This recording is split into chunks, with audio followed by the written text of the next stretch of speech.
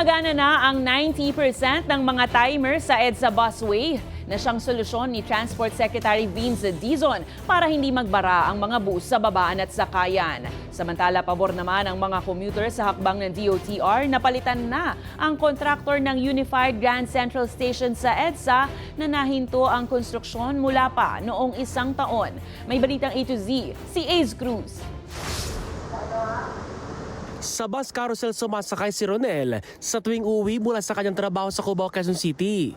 Pero reklamo niya, naantalang biyahe dahil nagtatagal sa pila ang mga bus. Abutin po ng 30 minutes bago uwalis. Bilang solusyon, ipinag-utos si Department of Transportation o DOTR Secretary Vince Dizon na ayusin na ang mga palyadong timer sa bawat istasyon matapos niyang personal na inspeksyonin ng EDSA bus carousel kamakailan. 45 seconds lang ang dapat itagal ng bawat bus sa pagsakay at pagbaba ng mga pasahero. Ngayon, na lang, mga kalating minuto alis na po.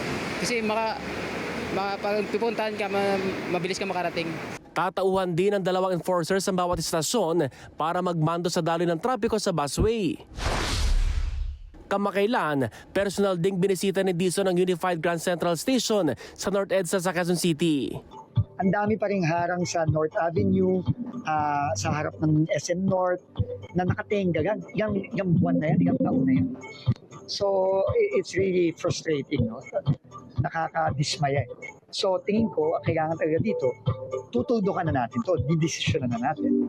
Layo ng Central Station ay pagkonektahin ang iba't ibang rail lines sa bansa kabilang ang LRT1, MRT3, pati ang ginagawang MRT7 at subway. Pero nahinto ang konstruksyon ng 1 taon. Pinag-aaralan na ni Dizon ang pag-terminate ng kontrata nito sa private contractor na BF Corporation na pag-aari ng yumaong Marikina Mayor Bayani Fernando.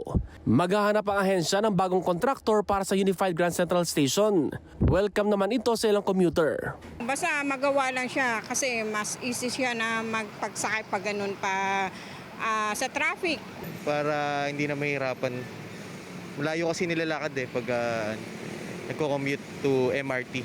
Mas malapit, dire-diretso na po. Compare sa iikot ka pa ng malayo.